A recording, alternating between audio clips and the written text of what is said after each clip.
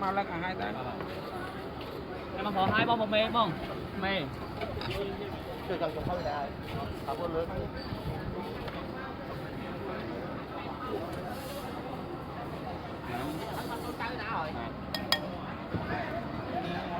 cái bông ngọt Anh lên anh mê. họ bông hai bông bánh mán mà bê hai khăn bóng mảng mình là mà bê nước ai nước có cái này ngon đi anh biết là ngon vậy anh lại do mẹ rồi do mình không ra vậy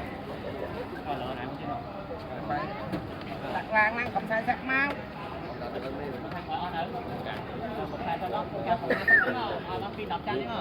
nhông bị tốn á